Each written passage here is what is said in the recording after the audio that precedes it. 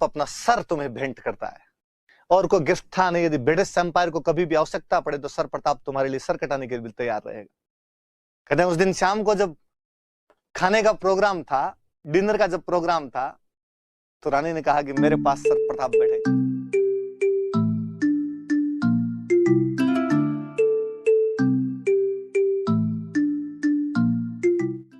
अपने राजाओं के इस मामले में कई जोरदार किस्से हैं। एक जोधपुर के एक प्रधानमंत्री हुए थे, मुझे लगता है राजस्थान के उस समय के इतिहास के वो महानतम व्यक्ति थे, सर प्रताप। सर की उपाधि मिली थी सर प्रताप। प्रधानमंत्री थे जोधपुर के, 2-3 राजाओं के शासनकाल में प्रधानमंत्री रहे। राज परिवार के थे, राजा के अंकल लगते थे, किसी राजा के भाई लगते थे। शासन संभाला 2-3 के टाइम में।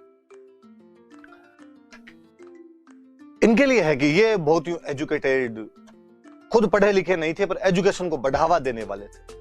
आज भी जोधपुर में हर समाज के लिए अलग अलग स्कूल है। तो Sumer school, Umed school, Pratap school, Chopasni school, hostel. मैं जोधपुर स्प्रिंग बोर्ड में जाता हूं, उसके ठीक पीछे कायम खानी समाज का हॉस्टल है। खूब सारे बच्चे आते रहते हैं वहां पर कोचिंग में।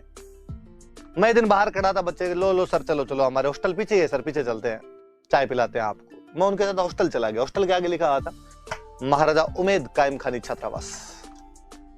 महाराजा उमेद कैसे? तो ये जमीन जो थी उमेद सिंह जी के टाइम में दी गई थी।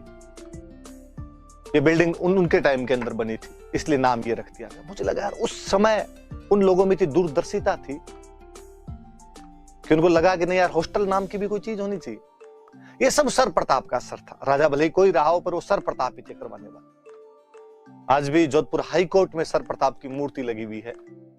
न्याय का देवता माना जाता उस आदमी को, बेहद न्यायप्रिय व्यक्ति थे सर प्रताप। सर की उपाधि मिली उनको अंग्रेजों की तरफ से। वर्ल्ड वॉर में लड़ने के लिए गए थे, खूब अच्छे थे। 2-3 बातें। ये तो इसको अब जोधपुरी कोट पैंट ये फेमस करने वाले सर प्रताप ही थे। सबसे पहले उन्होंने ये पहनने शुरू किए थे सर प्रताप। पर उससे पहले मैं और बताऊं, एक कपड़े और जो कभी आपने देखे हो कि क्या कहते हैं उसको, जो एक पैंट होती है बैलून पैंट टाइप की, जो एकदम पैरों में चिपकी हुई होती है, ऊपर से थोड़ी थोड़ी ढीली होती है। क्या नाम लेते हैं उसका? ब्रिटिश जिसको बोलते हैं। पहले रॉयल परिधान हुआ करता था। होता क्या था कि वो जो बैलून पैंट टाइप वाली थी, जो ऊपर से थोड़ी थोड़ी खुली हुई और नीचे एकदम चिपकी हुई सी रहती थी, वो घुड़सवारों की ड्रेस हुआ करती थी। घोड़े पर बैठते थे वो ड्रेस पहना करते थे। बाद में बीच में शादियों में खूब दिखती थी। आजकल तो बैंड बाजे वाले पहनते हैं सारे। सर प्रताप एक बार लंदन गए हुए थे और कहा जाता है कि उनके कपड़े खो गए थे, जहाज के अंदर ही कपड़े रह गए थे और कोई कपड़े थे नहीं, वो बस घुड़सवारी वाली ड्रेस ही उनके पास में बची थी। इसलिए दूसरे दिन जब समारोह में गए, कोई फंक्शन था, राजा रानी के उधर फंक्शन होते रहते, इनको बुलाया जाता तो ये लोग जाया करते थे वहां। तो उसके अंदर वो ब्रिटिश पहन के गए थे और लोगों ने खूब तारीफें की, अरे गया क्या शानदार लग रहे हो। हालांकि सर प्रताप बड़े हो शर्म से गए थे, क्या ढंग के कपड़े ही नहीं है, क्या पहन के जाऊं। एक बार आप जब एक्सपेरिमेंट करते हो ना तो हिट हो जाते हैं। सर प्रताप का वो एक्सपेरिमेंट भी बड़ा हिट हुआ और सर प्रताप की वो ब्रिटिश पूरी दुनिया के अंदर जानी गई। बाकी लोगों ने उसको पहनना शुरू किया और भारत के अंदर तो फैशन बन गई थी। या जोधपुरी कोट पैंट, कहते ये उसी आदमी का शुरू किया। मुझे लगता है वो बंदा फैशन डिजाइनर था इस मामले। कहते गंगा सिंह और सर प्रताप, शायद इसी एडवर्ड सप्तम के राष्ट्रतिलक समारोह की बात है। बीकानेर महाराजा गंगा सिंह और सर प्रताप दोनों जोधपुरी कोट पैंट पहन के राष्ट्रतिलक समारोह में भाग लेने के लिए गए थे। उस समय लोग देखने के लिए आए थे कि यार किन्हीं 2 पुरुषों की ड्रेस बहुत अच्छी है। दुनिया में अक्सर ये माना जाता था कि ये कपड़ों का फैशन महिलाओं का होता है, पुरुष का इससे क्या कामकाज। महिलाओं को सजना संवरना, कपड़े पहनना, ये सब उनका है। पहली बार लोगों ने देखा था कि पुरुषों पे भी कपड़े फबते हैं और पुरुष भी उनमें अच्छे लगते हैं और सजते हैं। गवर्नमेंट ऑफ लंदन ने, ब्रिटिश सरकार ने गंगा सिंह और सर प्रताप का जोधपुरी कोट पैंट में एक फोटो खिंचवाया था और ब्रिटिश गवर्नमेंट ने उस फोटो को डाक टिकट पे लगाया था, पोस्टल स्टैंप जारी किया था यार इतनी अच्छी ड्रेस है, इसका तो पोस्टल स्टैंप जारी होना ही चाहिए। एक दो फैशन डिजाइनिंग वाली सर प्रताप की बात मुझे इस राष्ट्र तिलक समारोह से याद आई।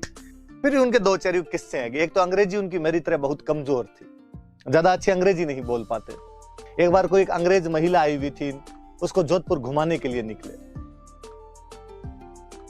पैदल पैदल पैदल पैदल जा रहे थे। रास्ते में कहीं बरसात हो रही, थोड़ा पानी बिखरा हुआ था। ये नहीं पता कि सड़क पे ही पानी इकट्ठा हो रखा है या खड्डा वड्डा है उसके अंदर पानी है। तो सर प्रताप ने उन लेडी को कहा कि आप रुकिए, मैं पानी में जाके देखता हूं, यदि थोड़ा थोड़ा पानी हुआ तो अपने इसको क्रॉस कर लेंगे, पानी ज्यादा हुआ तो हम दूसरे रास्ते से चलेंगे। सर प्रताप उतरे पानी में, पानी घुटनों तक पानी आ रखा था। तो भाई ने तो पैंट फोल्ड की, उतर गया उसके अंदर। अब उस लेडी को कैसे समझाए कि पानी कितना है? अंग्रेजी बोल के बता नहीं, भूल गए सेंटेंस मेरी तरह फ्रेमिंग करना कि क्या बोलना है। तो कहा देयर इज गोडा गोडा वाटर, यहां गोडों गोडों तक पानी आ रखा है। तो अंग्रेजी थोड़ी उस प्रकार की हुआ करती। क्या कहते हैं, कोई अंग्रेज रेजिडेंट था, उसको कुत्तों की लड़ाई देखने का बहुत शौक था। एक दिन उसने सर प्रताप गया, सर प्रताप तुम्हारे पास भी कुत्ते हैं क्या? उसने कहा हाँ। तो कल तुम्हारा कुत्ता लाना, मेरा कुत्ता लड़ाई करवा के देखेंगे। दूसरे दिन उसके पास गए, कुत्ते को बाहर खड़ा किया, अंदर गए। अब भूल गए कि इसको कैसे बोले अंग्रेजी में। उसने पूछा हाँ, तो कहा यू डॉग मतलब तुम्हारा कुत्ता, मी डॉग मतलब मेरा कुत्ता, फाइटिंग फाइटिंग। उसने कहा वाह भली बात है, अब यू ही डॉग है और मी डॉग है, जो तो अपने ही लड़ लेते हैं आपस में, और तो क्या ही करें। उनका एक और अच्छा सा किस्सा जो मुझे याद आता है कि एक बार कोई ब्रिटेन की रानी के किसी फंक्शन में, शायद बर्थडे था रानी का, उस बर्थडे के अंदर गए हुए थे। अपने राजस्थान में ये त्योहार धोखते नहीं है भाई, बर्थडे अपने जानते ही नहीं।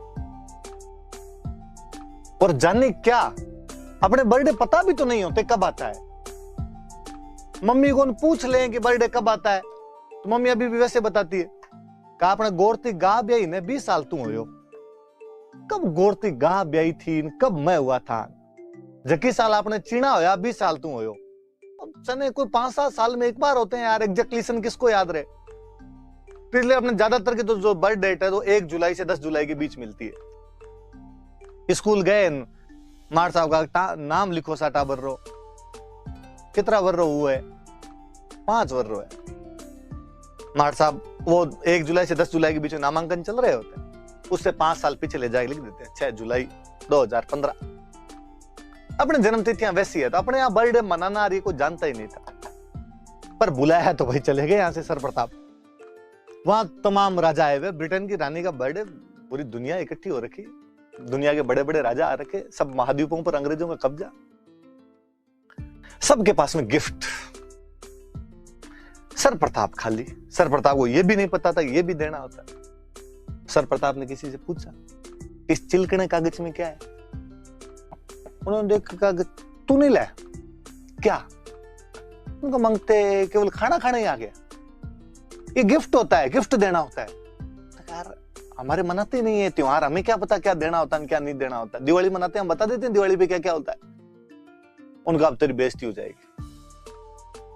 अब वहां भाई अंग्रेजों का एक बंदा खड़ा, लिस्ट लिए हुए एक एक का नाम पुकारे, Maharaja of Patiala, Maharaja of Dholpur, Maharaja of Tonk, जिस जिस महाराजा का नाम है, या जो भी और, हैदराबाद, भोपाल, त्रावणकोर, जूनागढ़, सब ले लेके गिफ्ट लेके जाए, रानी को गिफ्ट दे, हैप्पी बर्थडे हरानेस, वापस आए। सर प्रताप खड़े हुए, सर प्रताप खड़े हुए तो गिफ्ट नहीं पास। सारे लोग हंसे, अब इसकी बेइज्जती हो गई, अब वहां जाके क्या देगा। सर प्रताप आगे गए और पहले अपने वाले रहते अपनी पोशाक में थे, तो जोधपुरी कोट पैंट इस टाइप की पहनी हुई, ऊपर साफा बांधा हुआ, बाकायदा तलवार लटकाई हुई। बोले चले लंदन गए थे, पर वो अपनी संस्कृति वहां भी लेके चले जाया करते। मतलब जब कोई आदमी गाय भी ले जा सकता है तो तलवार तो बहुत बड़ी चीज ही नहीं है। तलवार लटकाई हुई, तो रानी के सामने गए, रानी के सामने सावधान खड़ा हो गया, तलवार म्यान से बाहर निकली।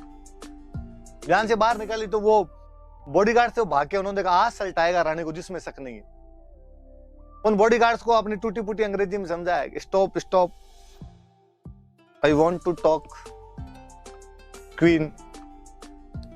रानी को लगा ये कुछ कहना चाहता है, उसने बॉडीगार्ड्स का आने दो, गए उसके पास, जाकर कहा कि हैप्पी बर्थडे हर नाइस, और अपनी टूटी फूटी इंग्लिश में और उसको बताया कि मैं गिफ्ट नहीं ला सका, लेकिन मैं आपको ये मेरी तलवार भेंट करता हूं।